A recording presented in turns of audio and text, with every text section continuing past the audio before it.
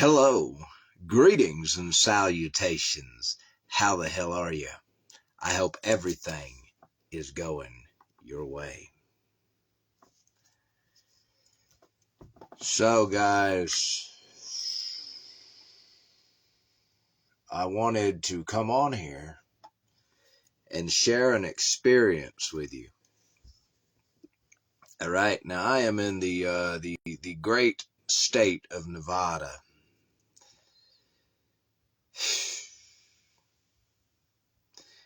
And in Nevada, very interesting fact, marijuana, THC, is legal, recreationally and medicinally. I don't understand the legalistic logistics pertaining to why it has to both be recreational and medicinally legal, but it is. So, while today's episode is titled Plant Medicine, and I am well aware that some people refer to things like that when practicing it holistically as plant medicine, it's really plants that you can use medicinally, and when they're recreationally, it is easier to access them. So, now I got to tell you something. I got to tell you something important. Now, how do you use a plant, a flower, such as cannabis, marijuana, weed, whatever, THC? It seems like there'd be a more respectful term for it, right? Something that doesn't sound so bizarrely exotic and foreign and kind of cartoonish and clownish, right? So, whatever. So, there are numerous ways to use this plant medicinally, right? Like some people use it for pain, some people use it for all kinds of things. Has rave reviews from what I understand. And so, but I came to talk about my experience today. Or not today, but more specifically a few days ago. It's not the physical ailments that slow me down. Well, or put a damper on life. It's the it's the inner world, the spiritual aspect of it, right? And so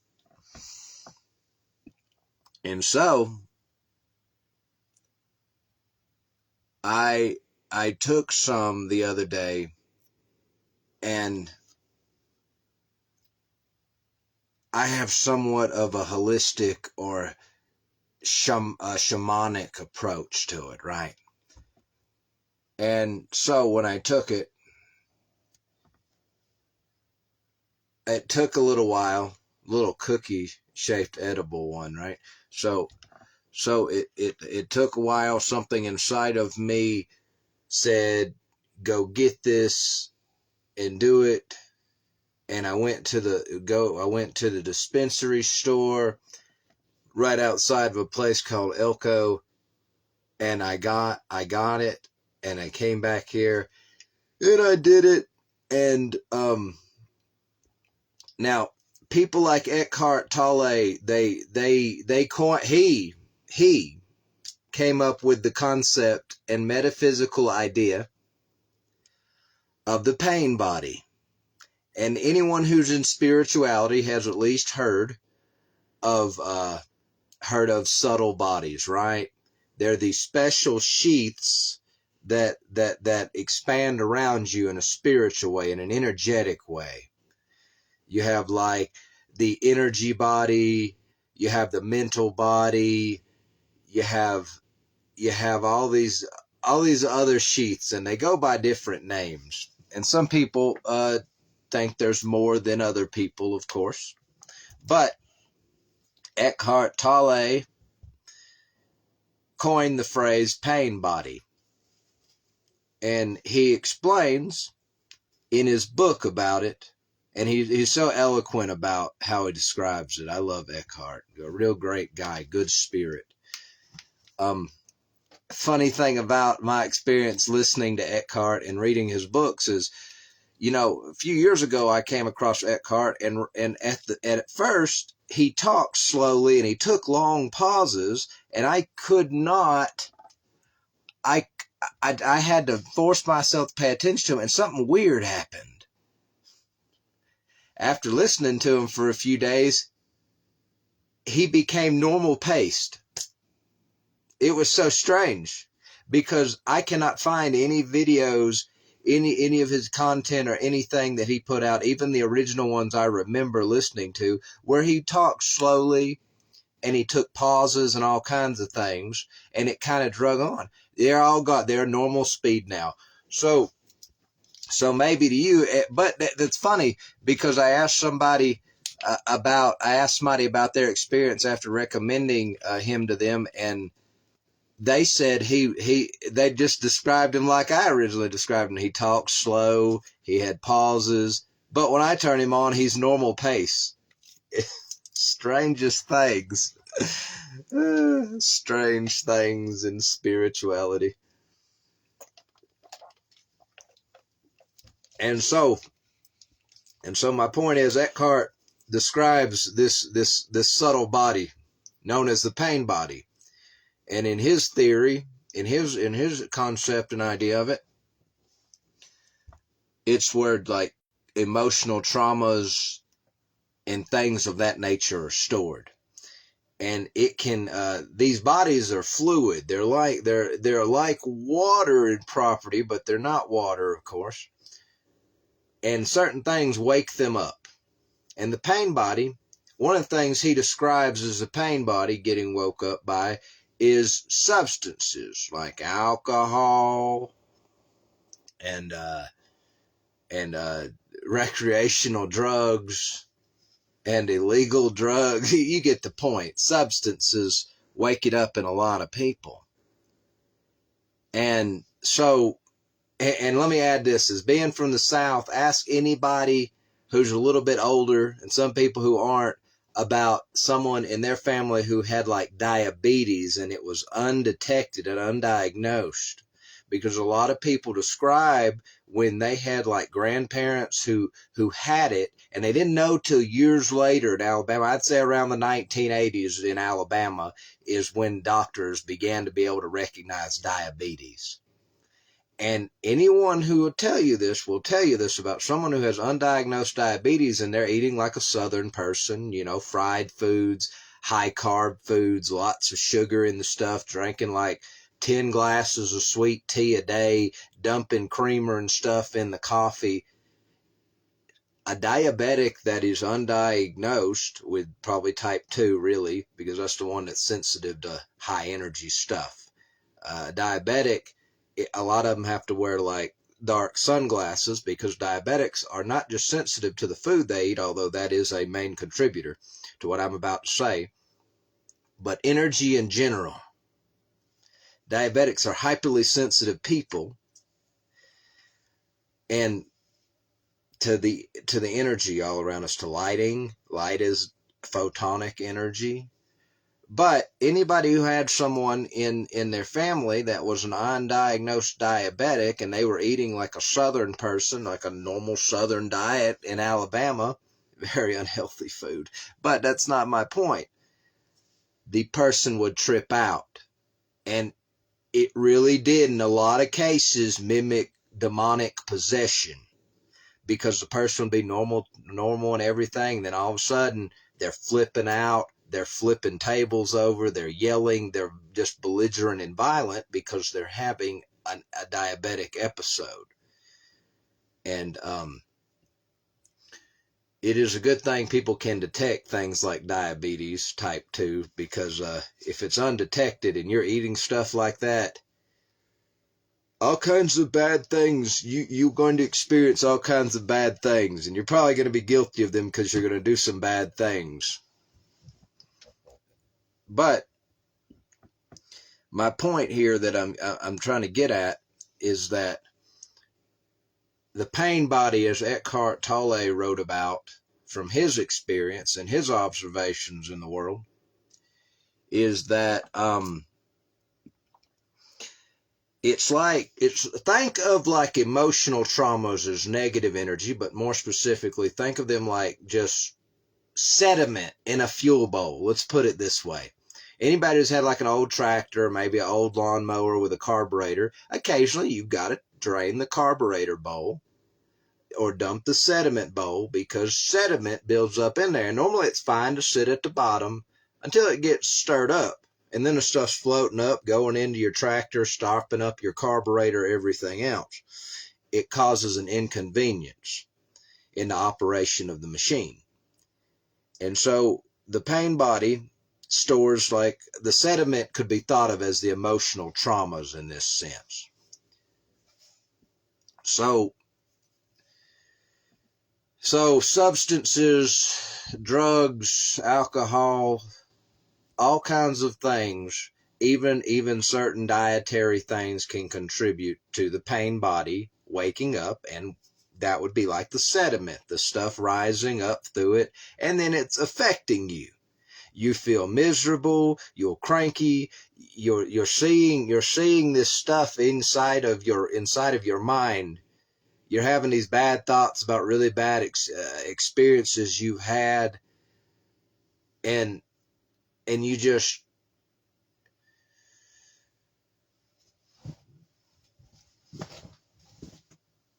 and it's a lot like hell inside of you, to put it lightly. And so from my experience with plant medicine, or plants that can be used in a holistic or medicinal way, like a shaman would give you. But if you're me, you're a do-it-yourselfer. Boy, you just can't seem to learn. I just can't seem to learn nothing from nobody. I gotta do it myself. I can read books, but I just can't let anybody show me nothing. And so I took it, and so I took this cookie as a cookie, 10 milligrams, and I took 2 of them, and 2 hours later, oh boy, I've never been one of those people that get really, really, really drunk or intoxicated or stoned or anything and forget any bit of it. Never. I'm always present. Listen to me. If you can believe anybody when they tell you what I'm about to tell you, we are consciousness. We are observing. We are experiencing. We are not the body. We aren't the mind. We aren't what we see in our minds when our thoughts pop up. Those aren't the story. If anything, it's parts of us that are communicating with us that need attention. And it's up to us to decipher what we need to resolve in them. So when I take it, I remember it was not a great time, but I had the kinds of visions I had. And I knew what they meant as they were happening. Is one of them was like a hurricane that was shaped like a photo reel, and that composed like the hurricane. And on the photo reel was 4 sets of images or thoughts, and between them was a space. And there's the spark of energy that traverses through my body and my brain and all that, trying to get through that hurricane, that photo reel thought hurricane. And every time it would try to, it was spinning. And there was only a little bit of opening between each set of 4 images that were the same, repeating over and over again. And the spark, it was just trying to flow through the little opening between the sets of thoughts that made up the photo reel hurricane. And every time it would hit one of those, instead of hitting the clear path, I had a thought. And so what that means to me is the mind is completely cluttered. It's cluttered. For some reason, it's a mess. It's a real cluster in there. And so that's the first one. Then the next is all about guilt.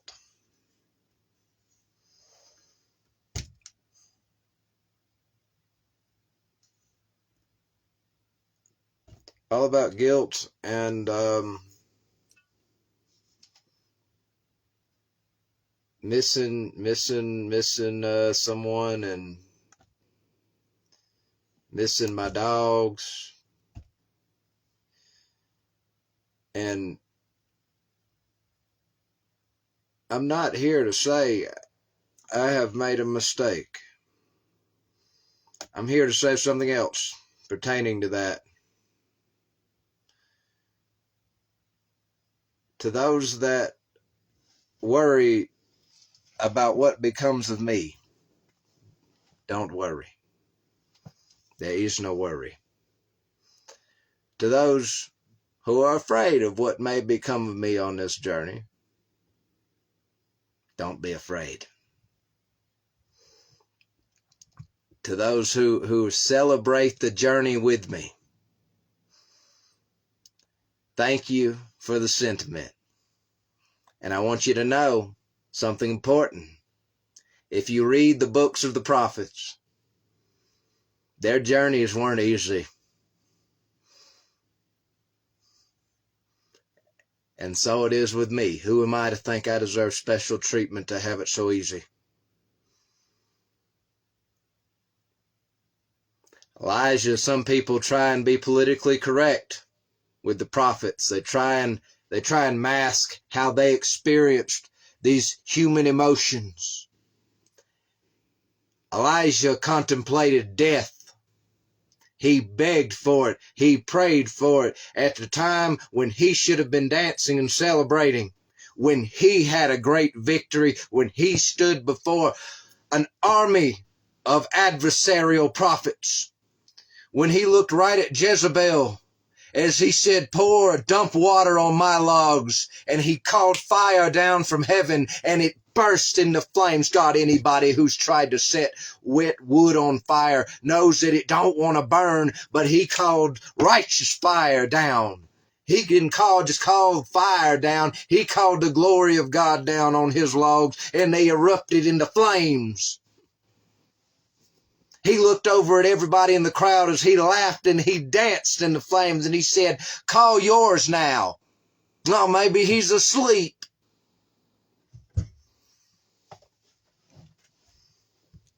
Then as he came to the wilderness and he sat under that tree, his humanity crept in. Oh, he heard voices that said doubt. He heard voices, just think what Jezebel's about to do to you. Oh, you thought you won? Oh, she's coming. And when she gets you, it don't matter. You're not getting another chance to do a show. She's going to end you in brutal ways, in humiliating ways, in devastating ways. You're going to get ended, Elijah. Sat under that tree, crying out. Said, Lord, just you do it. If I'm going to be ended, just go ahead and you do it.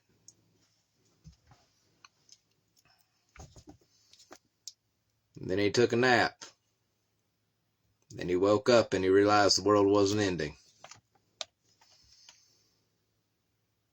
I can't tell you every prophet and what they said, but I can tell you what a few of them did. And those who got the eyes to see it and the ears to hear it and the hearts to feel it, you'll know who I'm talking about.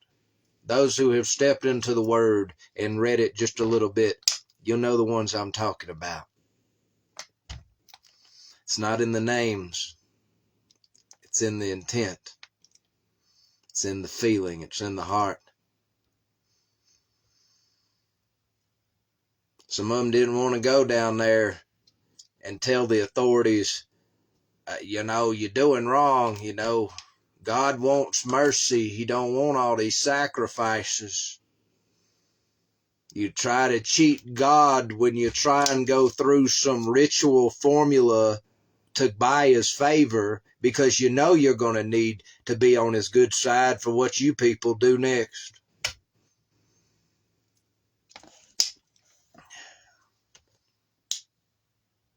Some people who may hear me talking about eating edibles, talking about doing substances. Jesus didn't come for those who thought they were good enough.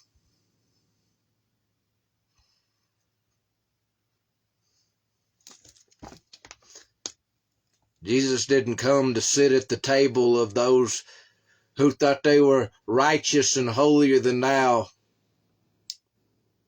He came to sit with people like me.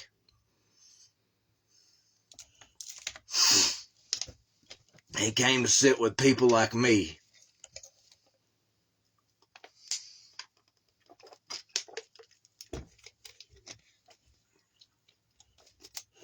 He said that John the Baptist didn't drink wine. He didn't do this and that and that and this. And y'all called him demon possessed. Here I am before you, drunk as a fool, dancing, and you just don't like me. I'm beginning to think you just don't like who you don't like.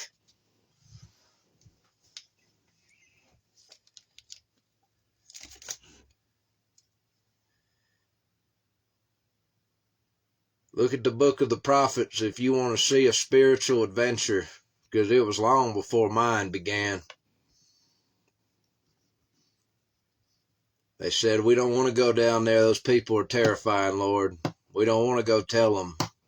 They're going to throw us in pits. They'll throw us to lions. They'll set us on fire. We don't want to go down there near them. But you got to go sometimes. Sometimes you just got to do it anyway.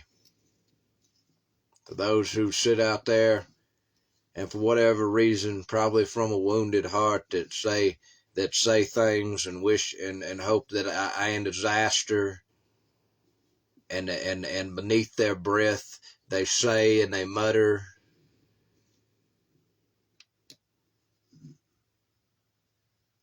oh, he's going to fail soon, and then he'll come back here and we can all rejoice that we were right. I'd sooner die to spite you before I embarrass God. What is one body to an immortal? I'd sooner die just to spite you and deprive you of the satisfaction of seeing me tap out. Because that's what made things like America great, is people who are willing to say, at the cost of my own life, if necessary, at the cost of everything I have, if necessary, Lord, take this cup from me if you can. But if it be your will, I want your will, not mine.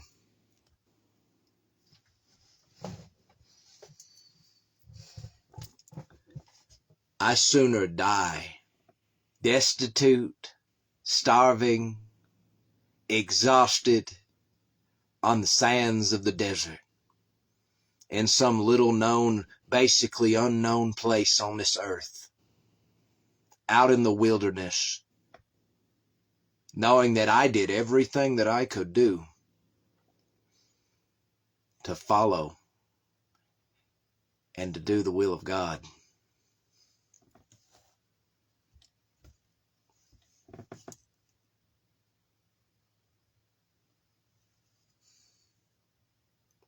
I sooner die just to spite the naysayers, just to say, look here, there is no tap out.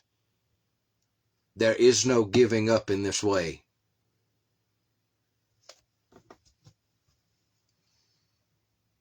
I have made a decision and I have made a choice. Whatever comes beyond that, it was mine to make.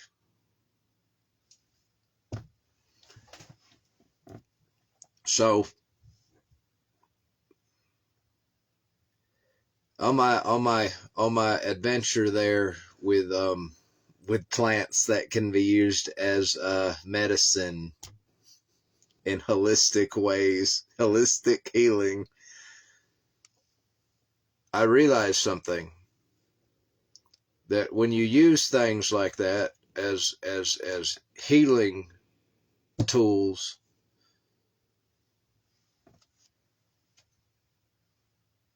it's a lot, their effectiveness is based a lot on your ability to observe and your ability to decipher the messages that you receive. You work in a symbiotic way with the plant medicine.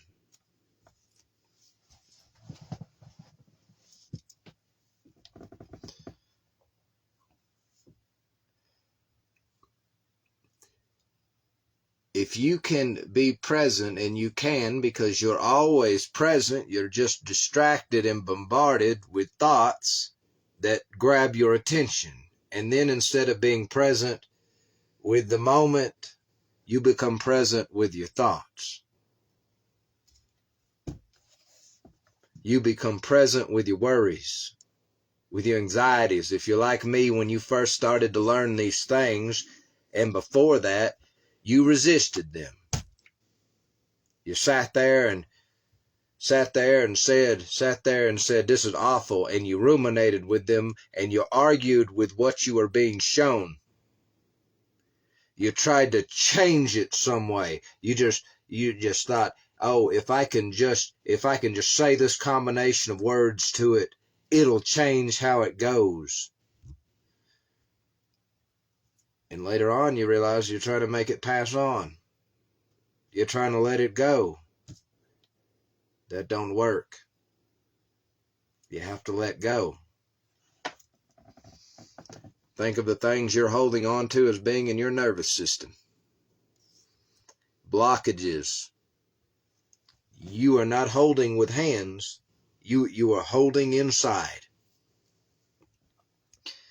And you gotta get that energy blockage to dissolve, to move. And then by doing that, you let go. Well, how do you do that? Well, the truth is, it's different for every one of us. There are some things that will help us to get started, and then we use them for a while, and we say, well, I found if I do this a little bit different than the one who showed it to me in this way, it works better for me. Because everybody's a little bit unique. And I'm not talking about in an egoic way, but everybody's a little bit different. If you take everything down to the ground level, to the essence, we become everything, including us. This couch I'm sitting on, this table the camera's sitting on, the camera itself, the phone, becomes energy. Somewhere along the lines, the energy takes certain characteristics and traits. It becomes kind of unique. Couch is definitely unique compared to me. If you tried to sit on me like you sit on a couch, I'd have a complaint about that. Couch doesn't have a preference in that way. Doesn't have much of anything like that.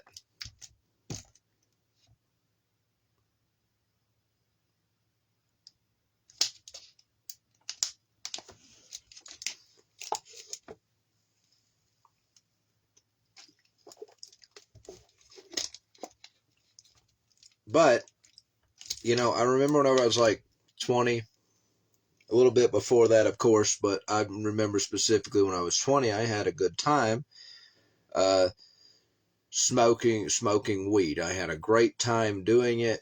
I could focus the day after. My attention was better the day after. All kinds of things. I could do all kinds of things that I couldn't do.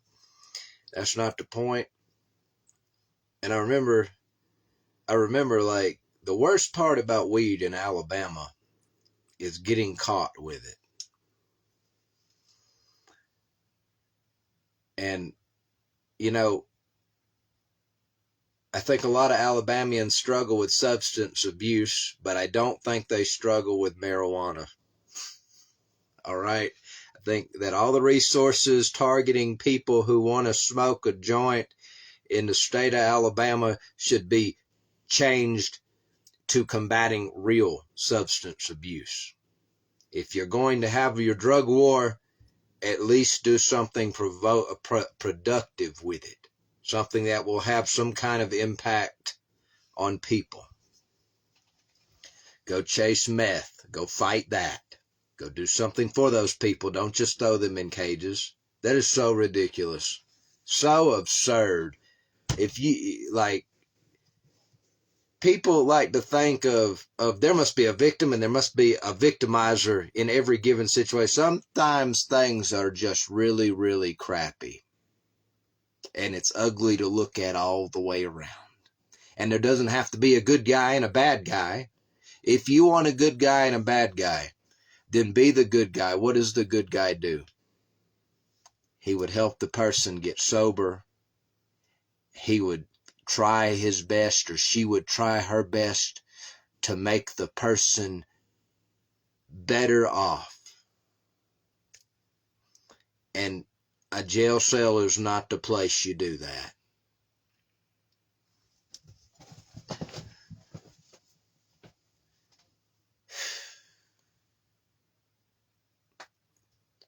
So, like I said, I remember when I was about 20, I remember it was such a great experience. And then I stopped for a very long time. Every once in a while, I would try it again every once in a blue moon, but something had happened between that time and this time. And all of a sudden, it wasn't so great, it wasn't so fun smoking weed anymore. I suffered long before I knew what the word spiritual even meant.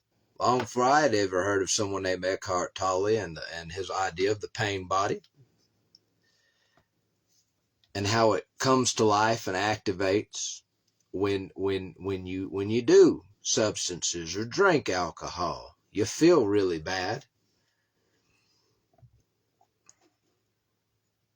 But it's not those things that cause that. Because the things that cause that are already inside of you. Those things just bring them to your awareness. And a lot of people can't get past the uncomfortable and the downright nauseating negative feeling that comes with an active pain body that has lots in it. And so I get out here, and I felt the urge to go do that out of nowhere. And I'm usually a firm practicer of abstinence as part of my spiritual journey there. But that day, I felt that, yes, I should go do that. And as I'm going to the place, I'm feeling all kinds of presence on me, and I had no idea I was going to have such a radically awful trip. I remember the whole thing, and I remember my breathing was, it was just, there was nothing wrong with my lungs. There was nothing wrong with that mechanically. Just what I was experiencing was really bad. And I saw the things I described, and those things were always going on. I already knew I had it's gotten a lot better where thoughts don't constantly bombard me now.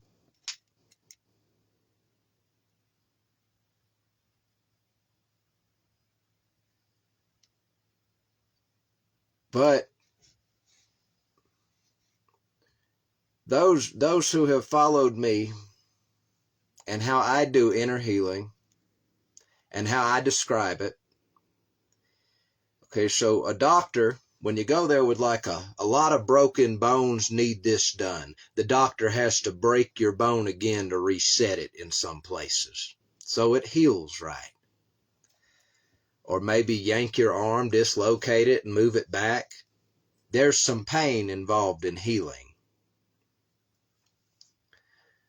I treat healing, I call it all healing. When you hear me say healing, it can mean anything on a vast spectrum of inner transformation to beyond. Healing is not a cool sounding word I like to use to describe inner work.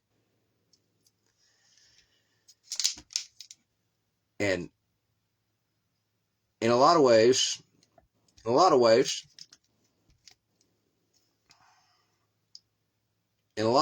if you originate perfectly, a soul is perfect, you're a soul, and over the course of time, living here, certain experiences you had impressed you, left impressions on you, not necessarily shock and awe and good, but certain things piled up. You collected a lot of things and they go in here, and it's not that they make up you. You're the same as you've always been, but your experience is different. Your internal state is different because you've been affected by all of these things. And it's like in ignorance, you don't realize that's happened. You just keep collecting things until one day you just, what's wrong? I'm full of anxiety. I'm full of these stuff. Because it piled up enough you couldn't ignore it anymore. So you got to do something. You can go to a psychologist and you can get the psychologist to give you medications. Some psychologists might try to therapy you into better health. God, I hate how corporations take normal phrases and copyright them and coin them, and then all of a sudden you can't even say, like, you're trying to get better health without the thought of that company Better Health popping up, right? You can't even talk anymore. Get kind of ridiculous. But anyone who knows my approach is it's a lot like boxing, all right? In boxing, you don't jerk away. Now, I've never done any boxing, but I hear over and over again when you hear about boxing is you don't lean away from the punch, you lean into it. So my experience is simple. If you are suffering, if you have miseries, lean towards them. And what that means is don't run from them. Don't shriek at them. Don't ruminate with them. Lean towards them so you can see them. Somewhere in those traumas, you have a trauma. Some part of you wants you to resolve that trauma. And so the way it communicates with you is through thoughts. What you got to do is transform. A caterpillar goes into a cocoon, becomes a messy soup of a living thing, and then bursts out as a butterfly. You gotta change some things in here. You gotta equip yourself metaphysically with an arsenal, with a toolkit that will give you the power to resolve your traumas, that will give you the power to heal yourself.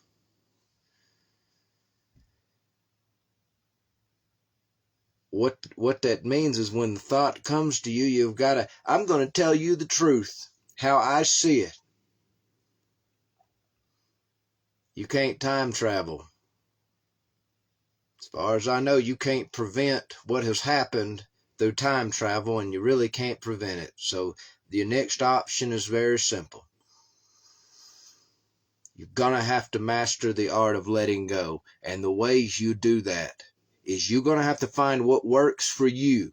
But the reason you hurt inside, the reason you suffer, is because there's energy. Your energy wants to flow through your nervous system, and there's blockages, energetic traumas blocking the thing up, and the energy can't move, and this results in discomfort. This results in my limit has reached. You're going to have to let it go.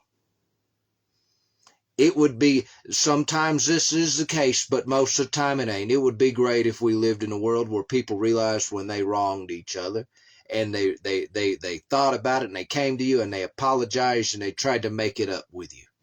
It would be a wonderful world if that were so. But most of the time in today's world, that is not the case. You can roll around and you can wallow and you can say how unfair it is. And you can say it hurts. They hurt me. I don't like it. You can do that. But at some point, if you want to feel better, you're going to have to stop that. Learn how to breathe. And then let go. What are some of the tools that you can use? Forgiveness, empathy, sympathy, understanding. You can go practice yoga. I don't actually practice yoga because the way I learned how to relieve things and let go of things is the way I learned how to do it. But I do understand yoga, the asanas. What I'm talking about is the stretching and the asana portion of yoga, because yoga is a deeply spiritual thing with many different rivers on it, go into the same ocean. What I'm talking about right now is the stretches in yoga, and some physical therapy can do this too. But yoga's a lot cheaper and a lot more accessible. You stretch certain parts of your body because those traumas, a lot of them are stored in your nervous system. And when you stretch your body, certain parts of your body get stretched with your nervous system in it, and it can be stored all through your nervous system. And when you do that, you'll feel it. If you just feel, it'll feel like it's radiating right out of you.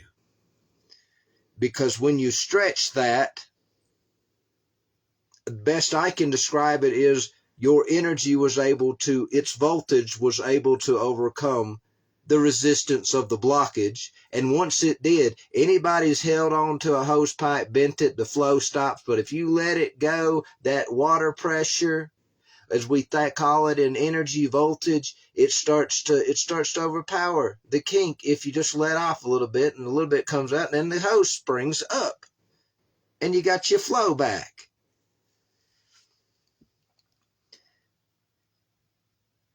And you release that energy, that blockage that holds old stagnated energy in, and the energy moves and releases through you, and a new energy could come in and you'll be healing. Sometimes it's instant. While it is a lot quicker than healing a broken bone or something else of a physical nature and variety, it still can take a little bit of time and practice.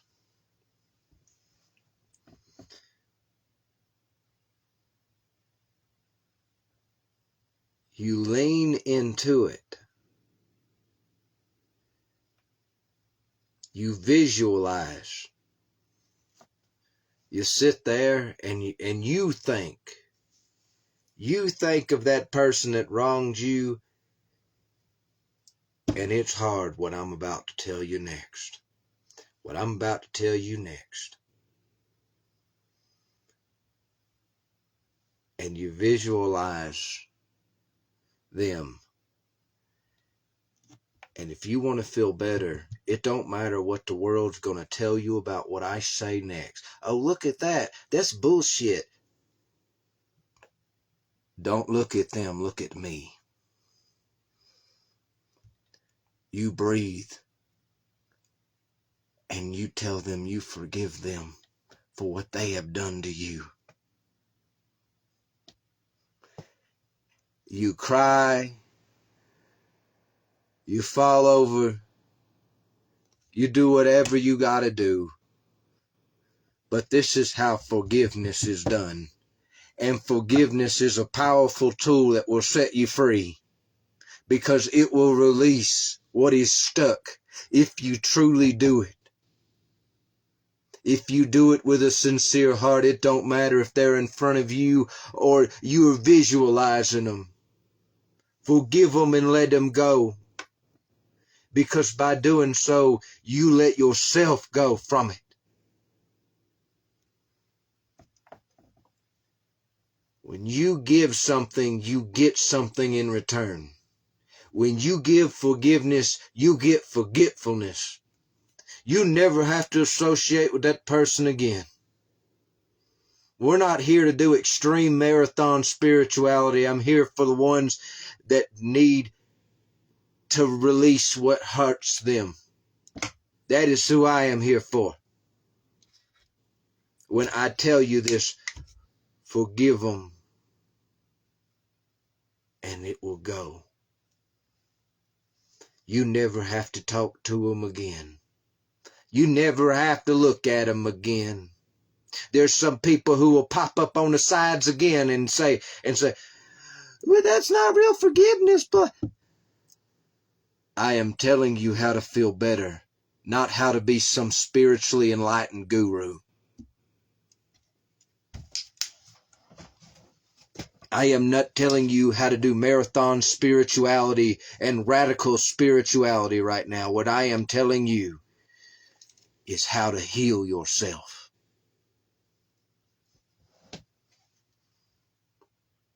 You forgive them and set them free so you will be set free.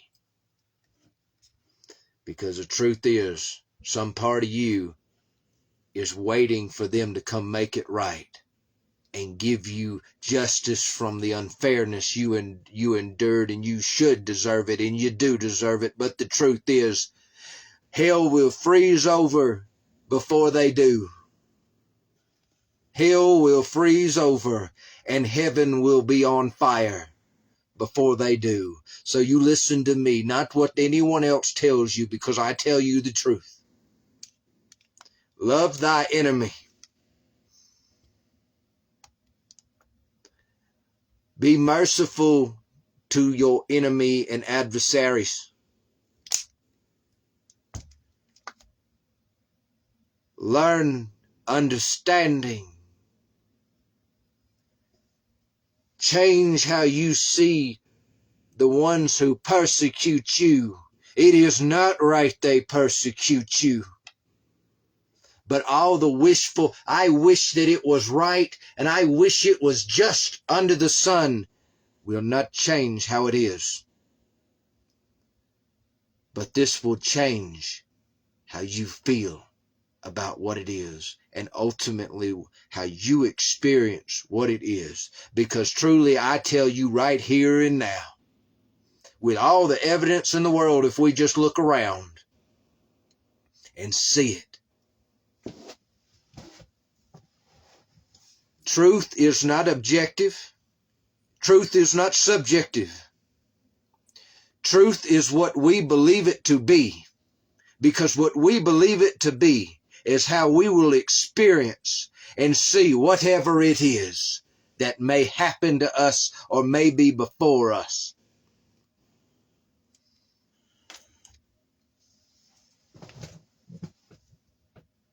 You can listen to the ones saying negative, that's bad, that's bad, that's bad. That's in them. They are the beholder of negativity. You can listen to the ones on this side that say everything's positive. This is positive. That's positive. That's for them.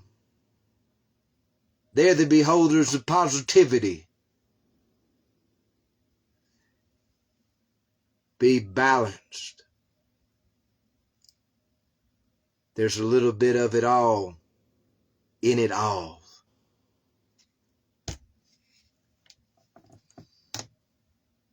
Listen to me very closely.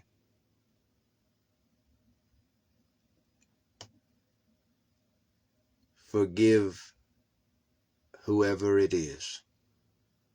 Love whoever it is. Be merciful and understanding to whoever it is. If you would do these things, they will be done to you. Because everything you see around you is a mirror. And the reflection in the mirror is revealed to you when a feeling is triggered in you. When that feeling is triggered in you, it can be like a lightning bolt. You can miss the communication from what sent it to you inside if you don't just learn to sit with it and observe the thought to it. The trick to resolution lies in remembering. It lies in remembering when you first felt that way.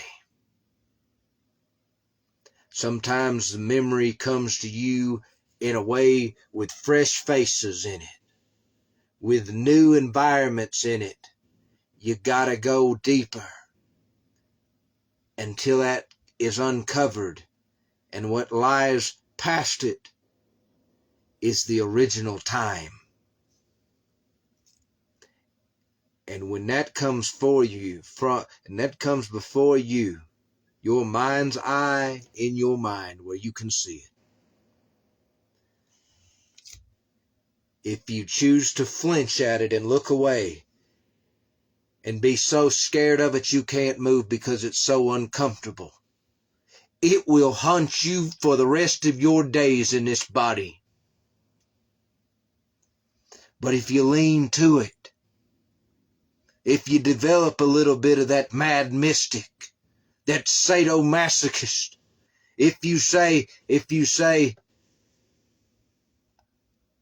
okay, thank you for being here and showing me, and you let it play out, it will pass and leave you. Oh, some are Goliath-sized giants that appear before us, and some are even bigger than him. Some are some little minor unknown devil come to tempt us. So, oh yeah, so-and-so did that to you, didn't they? And it starts so innocent before we start humoring it, because we don't know what it's doing. We don't recognize what's happening until we do. Oh, I remember I first learned how to do this, and I felt so confident. I said, send me a giant bigger than Goliath, so I may slay it. Don't just send me some little pissant of a devil. Don't send me the head of all the demonic armies of the unseen. I said, I want the big one. Bring me the devil himself. Let me tell you something. If you go casting out demons, if you decide to step inside of your world and it's gray and it's ugly and it's a raging storm and inferno inside, where you can't even remember what happiness was, where you can't even remember what it is to be joyful or blissful, you can't even remember the last time you felt them things, and them words have lost all meaning to you. When you decide to say, I want to smile again, I'm coming inside.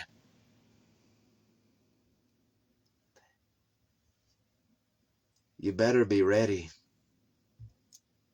You better be ready to suffer, because you will.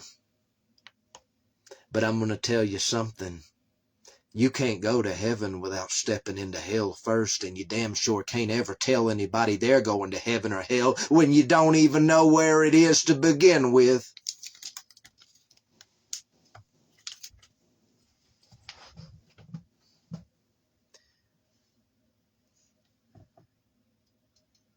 Oh, how I wish I could just walk around and put my hands on somebody and all of a sudden their energy moved and their demons dissolved in the process. Oh, how I wish I could. Oh, how I wish I could just touch crippled people and they stand up and dance. Oh, how I wish. Oh, how I wish I could come across someone with cancer and put my hands on them and the cancer vaporized. How I wish I could heal people with my hands. But I didn't come here to heal physical problems. I came here to heal what can't be seen. I came here to show you how to heal what you can't see, but you can feel. Oh, I wish that I could walk around and heal physical ailments without even blinking. Oh, I wish I could do it on command. I can't. But someone out there, when I say you can do everything if you just believe somebody out there is greater than me, and you can. Not me or anyone else is the limiting factor to what you can do.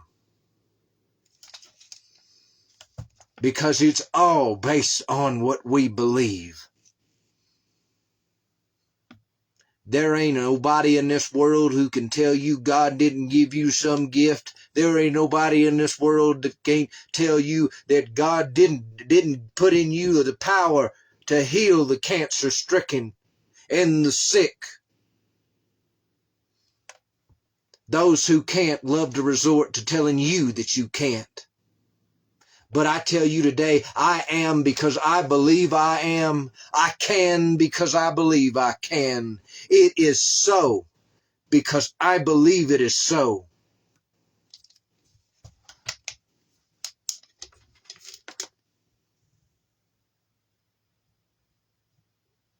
Someone out there right now has spiritual gifts. And the spiritual gifts in them got toned down because somebody at one point told them that's not spirit, that's not real. Let me tell you something, it ain't real to them and it never will be like that, but it's real to you.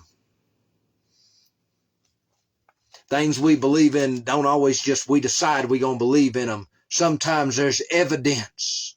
Sometimes there's signs that make us wonder about miracles to come. Sometimes there's those times when there's that synchronicity out there, that sign that says, I wonder. And it opens the door to your gifts inside. And sometimes God says, I didn't make you with a gift, but today I'm going to arm you with one. Believe, and it will be. Pray like you've got it, and it'll be yours in both heaven and on earth. Don't you listen to controlling people who wrap it up and hide it and repackage it as their manipulation tactics. Don't you listen to them silence you. You've got to make your own kind of music. And you've got a song that is yours that you've got to sing. You can do anything if you believe. If you have faith, you can, you will.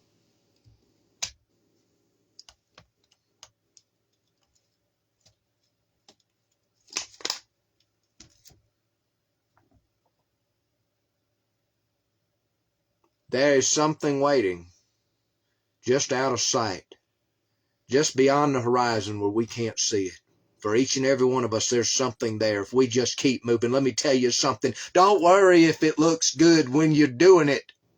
Don't worry if it's graceful and beautiful and looks like some well-rehearsed dance, some well-rehearsed ballet, some well-practiced orchestra, an opera, and even a construction site that's working in perfect harmony.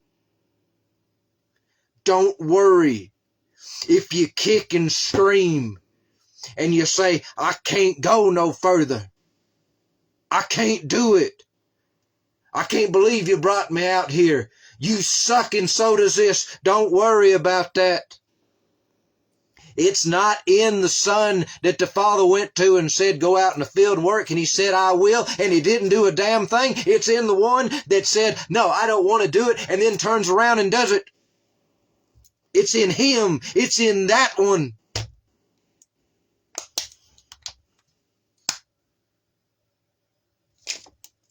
I've tried my best over this time to show you an unfiltered spiritual journey mine. Yours can look a million times different, but this one's mine.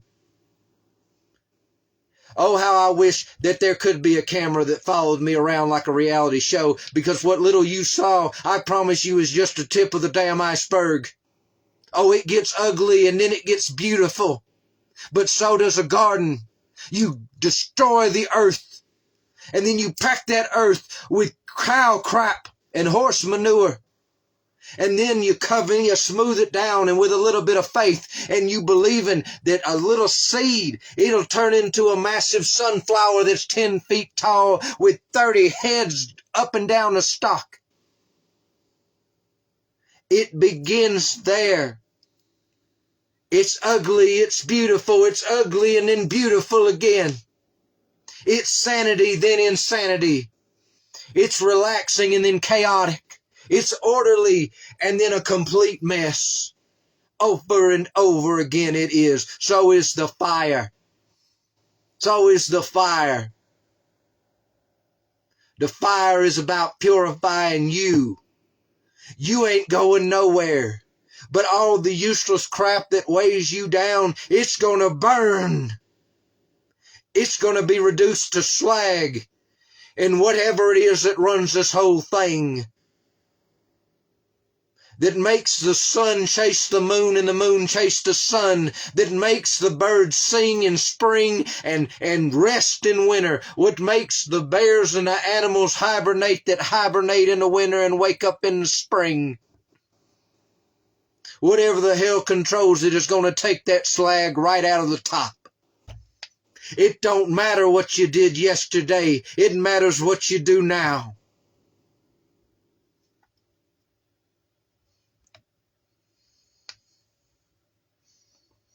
It don't matter if you get tired and you contemplate living like Elijah did. It don't matter if you drag a cross up a mountain and then you ponder for that instant and you look out and you say, why did you leave me? Why am I on this cross? Did I not do what you want? Why did you forsaken me? It don't matter about that speck of sand in your journey. The time you weren't proud of what you did. The time it hurt when you were doing it and you cussed. It don't matter. All that matters is you keep moving. You keep trying. Don't give up. Stop and rest.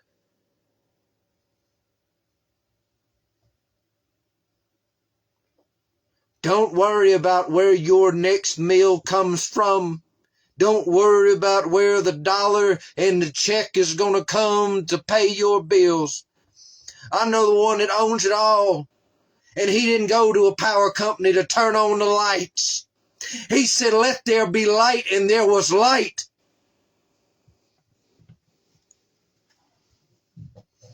Don't worry about what happens next or how it's going to happen. I spent many a day planning just to find out it never went the way I planned.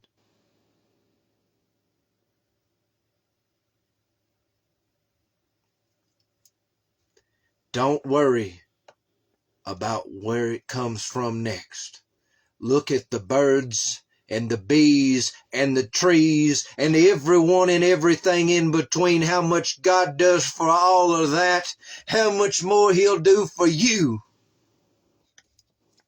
Don't you listen to these people who sit in the front of crowds of people in a church in a pulpit and they look at the pews. Don't you look at them as they sit there and they don't ponder anything but who's going to heaven and hell.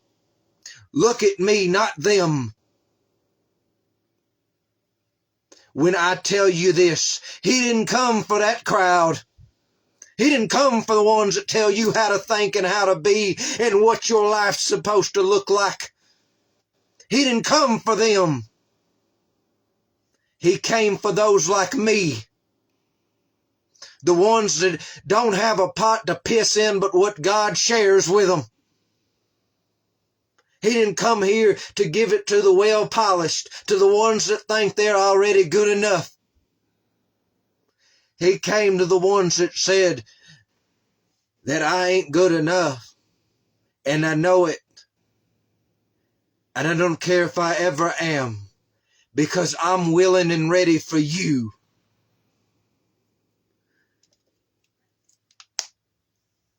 Your journey is waiting on you, and it's just waiting for you to take that first step into certain uncertainty. Once you take that first step, the path, it will appear.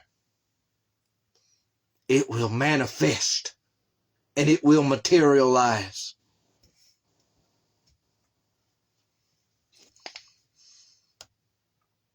Don't you dare quit.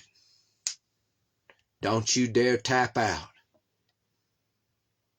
Throw that fit. Drink that coffee. Hit that cigarette. Smoke that vape. Whatever you got to do to keep moving, because all that stuff affects the body, but it don't affect you. You're here for something. It is not for me or anyone else to tell you what that is. You were born with the divine's plan and the roadmap to the stars themselves built right in, because you are them. You are it all. You've got it inside. You don't get it from nowhere else. Nobody, no matter if they're wearing the nicest suit in the world, no matter if they come flying over the congregation on wireworks, no matter what they claim about you and your life, only you can discover what God has made you for. Only you can discover what you were made for. Only you can discover what is yours. No one on this earth can tell you anything you don't already know. Nobody. Because you know it all.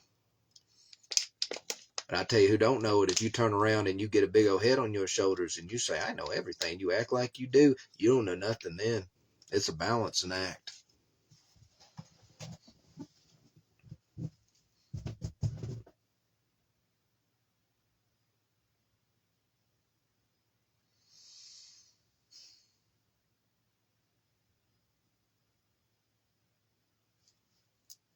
I want to tell you something.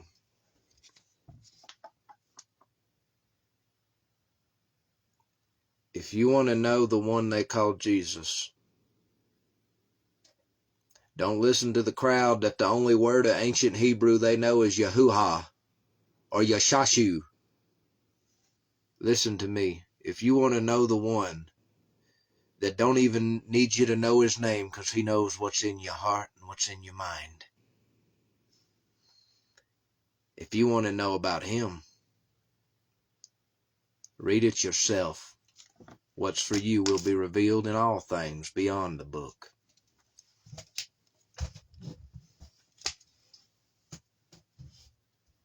If you want to feel better, if you want to heal, believe. Find what works for you and start letting it all go. Chances are none of it was yours to begin with. You made a bunch of decisions egoically. You were told this is how you think. This is the direction you're supposed to move in life. When this happens, that's supposed to happen. And yada, yada, yada. And you thought like that. Don't you get it? Ego death implies something dies. That part dies. That part dies. And what is real will be revealed. What is real will be revealed.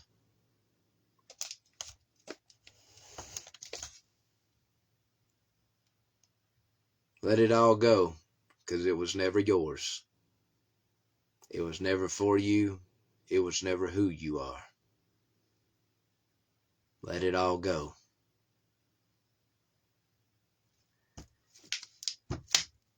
And that is, I believe that concludes our time together. I hope everything goes your way. Get out there and figure it out.